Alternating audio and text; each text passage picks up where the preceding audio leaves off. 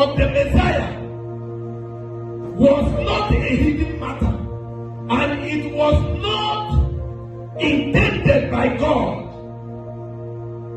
to be shoved under the carpet.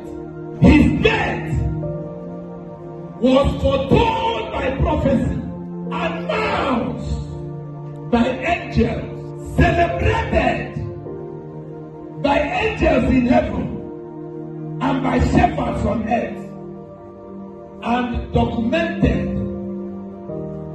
in the Bible. That once upon a time, in real time, and in a real place, a Savior was born. God incarnated in the person of the Messiah, the Christ. His birth has become an event, something that is done in remembrance of his birth, because he is our Savior. If we weren't born,